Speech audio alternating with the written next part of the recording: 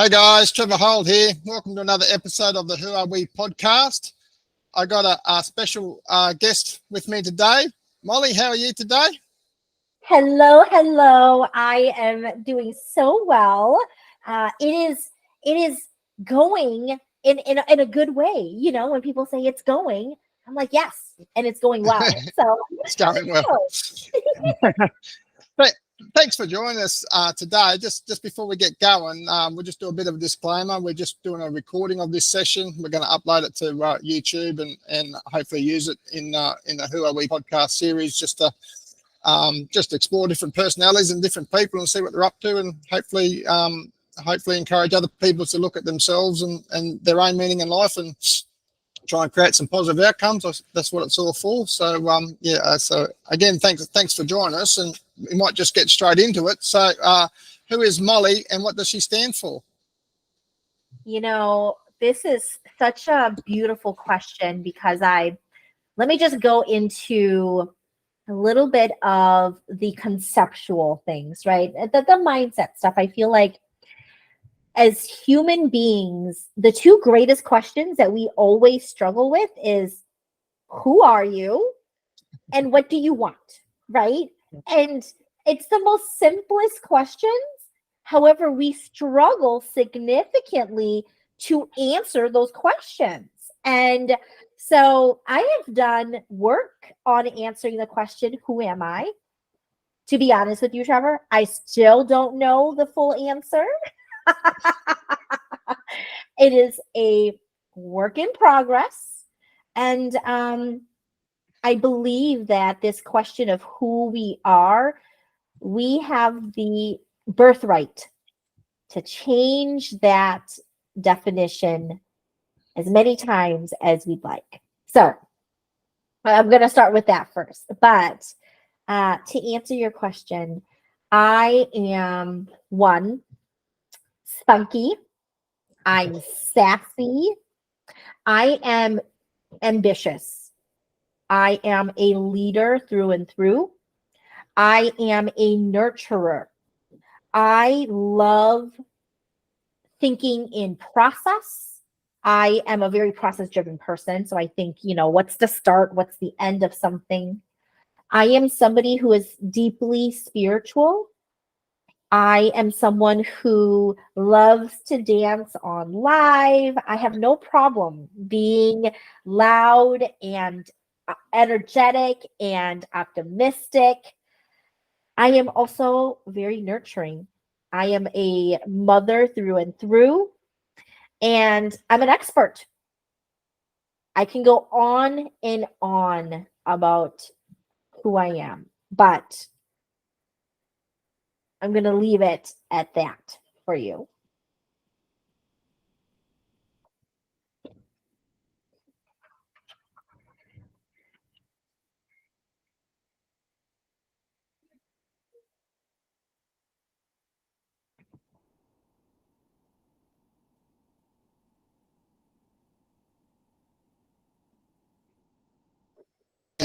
You listed, you're spunky and sassy and ambitious and leader, nurturing mother, process thinker, but you're leaving yourself open to grow and move and change depending on circumstances at the time. And it sounds like it's a bit of a fluid approach that you're taking with who you are. You're sort of adapting, if you will, to what's going on. Is that what you mean when you sort of say that? Absolutely, 100%. Because I feel like we evolve, right? And so as we grow, I don't plan on being stagnant, Trevor. I don't believe in not growing, not learning, and so that what you had shared about having that very fluid approach, that fluid approach is 100% exactly what I would agree with, because that fluid approach allows for spaciousness and the permission and the self-love and the self-reflection for evolution. So spot on. Well said. And so with all these all these I suppose characteristics that you identified being, is there something that sort of drives you more? Like you talk about being a leader, a process thinking leader. Is there something that drives you to be that sort of leader? What is it about you that inspires that, or that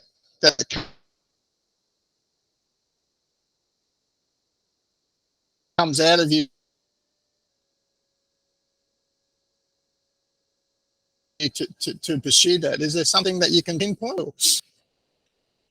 Yeah, great question. And so, when I think about answering the question, and that process driven leader and very ambitious, that is me. If you ask my husband and my children, they would say that that's who I am. If you ask my clients, they would say that that's who I am. If you ask my former colleagues when I used to work in corporate, that's what they would say I am.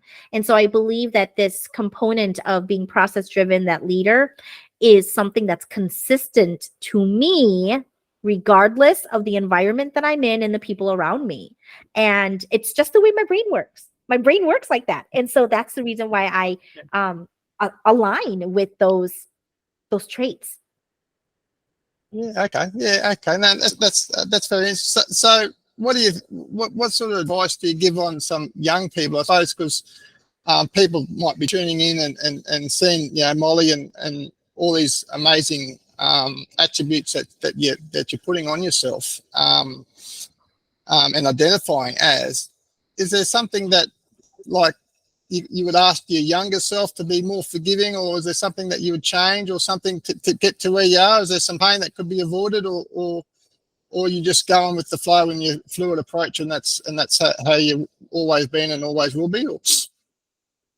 Yeah, great question. I think that as you grow older, you definitely grow wiser, right, on who you are, and you appreciate your authenticity. You honor the experiences that life has put you through to help you to better identify who you are, and more importantly, who you are not. And I will say this: if you are a fellow mom or wife and you're in that nurturing position, I used to, anytime somebody asked me who I was, I'd just default to, oh, I'm a mom. I've got 3 kids. I've got 2 dogs. I've been happily married to my husband for 16 years. And then that's it, right? It's easy to just default to being a mom, being a wife, and just identifying with that. What I would recommend for people who are younger, who's tuning in, who's listening, is allow for the experiences of life to help you re-identify who you are. It is okay for you to have this fluid approach, because all of the things that you learn in your life is going to help you to better understand. I wouldn't have known I was ambitious until I was brave enough to be ambitious, right? So take the risk, bet on yourself. And once you start doing it, you increase your confidence, and then you can better answer the question, who are you? I'm ambitious. I'm a leader, right? So yeah. And it sounds like it sounds like there's a few difficulties, I suppose, when you're getting into who you are, is to separate what you do from who you are as a person, or to make that distinguish. It sounds like you were identifying as a mum and this and that as your whole being, whereas that's just something that you do. It doesn't necessarily have to define you. Is that basically what you're saying? Absolutely. And this also goes to people who identify and they introduce themselves as, hi, I work at this company and this is the job that I have, right? It's the same thing. I want for us to think deeper. So, again, if you were to boil this down to, who are you as a person that stays consistent regardless of the people around you and the environment that you're in, how would you describe yourself? Right. So I'm not going to go to my mom and say, Mom, I'm the CEO of my business. She's going to sit here and tell me, okay, and right. She'll be proud of me, but to her, that's irrelevant. Right. So, when you can think about how to identify yourself outside of titles, just as you said, Trevor, it's a win-win for you and for people around you.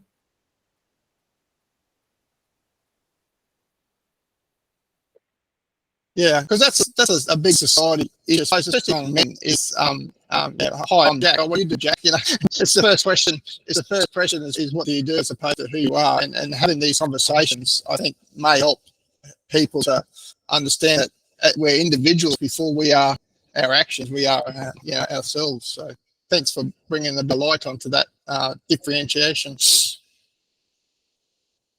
Absolutely. I had to go through that myself of shedding this is what I do. And, to know who am I? Like, if I were to write a book, it's the only thing in my book going to be, she ran her business, she's a CEO of her company, right? No, I'm so much more than that. And I absolutely agree with you that it is a societal thing. And the more that we can have deeper conversations of answering this very important question, the better. Yeah. And I think also too that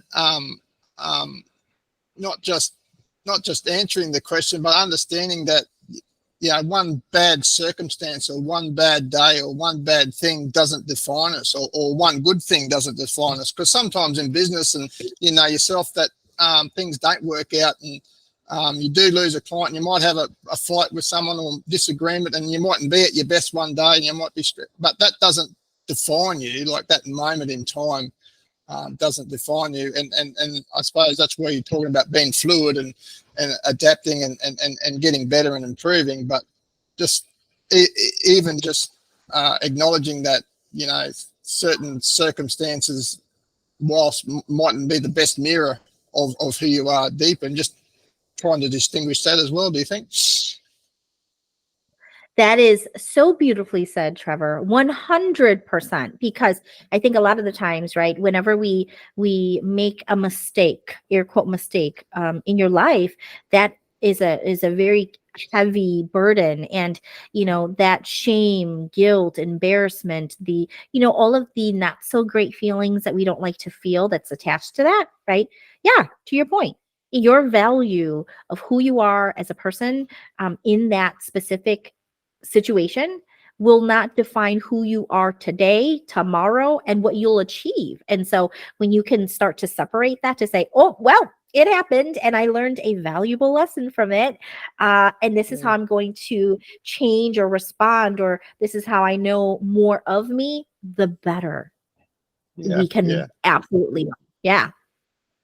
And it's easier said than done. I see you've got a sign there in the background. Finding yourself is about creating yourself, and that's quite relevant. I like that there, and it's a good message as well. But some of these things are easy to say, aren't they? But it's often in the moment and in the circumstances, and the embarrassment is quite a big feeling, and guilt is a big feeling, and sometimes it's not that easy, and that's okay too. It might take a while for them feelings to pass, or you might have to work on that a bit more. But understanding that as humans, everyone deals with these things. It's not just yourself, and we're all going through it, aren't we? Absolutely. I think it's, as my sign alludes to, right? Yes. I think at the end of the day, who you are becomes a connection between your mindset and your purpose, right? Of how you see yourself. And so this connection of, it's not just a simple question of, okay, well, tell me who you are. It's, yes, how are you feeling about yourself? What do you envision for yourself? And to your point, it takes grace and spaciousness, forgiveness, permission to go through the process. Because it's just like you said, it's not, Trevor and I just didn't wake up one day and we're also like, we know who we are. That's right. It's almost that simple, right? Yeah. Yeah. That's right. Yeah.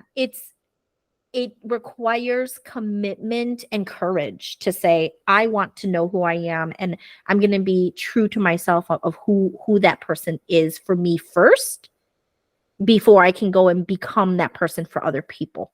So when you can connect with it on a deeper level for yourself from an individual level, then it's a lot easier to come on and have conversations with you to say, this is who I am, because I've thought about it. I've given myself permission to think about it, to explore. Yeah, and sometimes transitioning, I suppose, and living a life to your values is quite difficult to.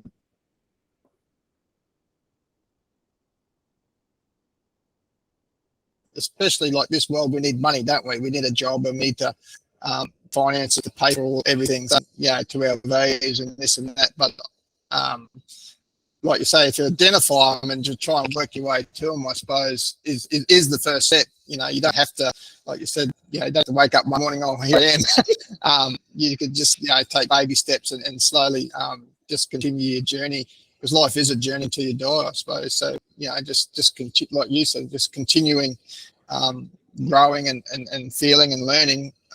And you never, it sounds like to me, you're on the same sort of page. You never sort of get to your destination, because when you're getting close, you're setting bigger, better things moving forward.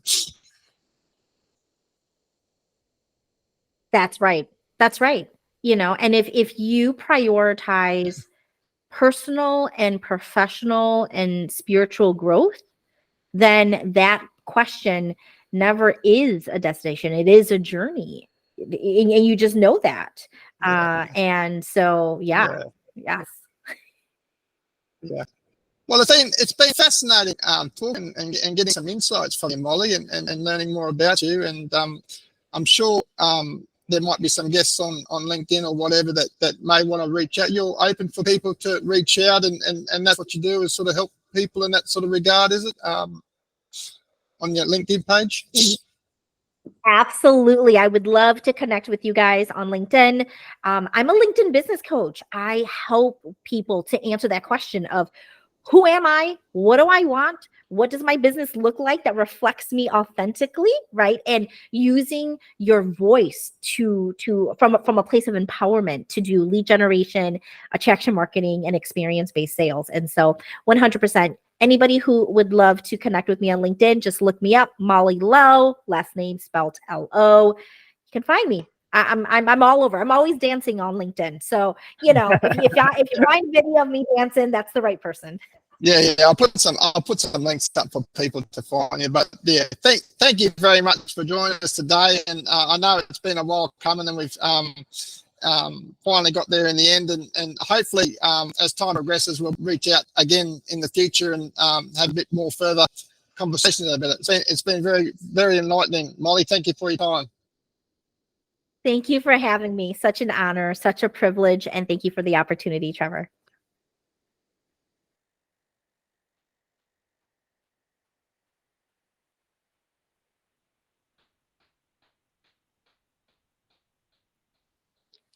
No worries. Thank you. See ya. Bye.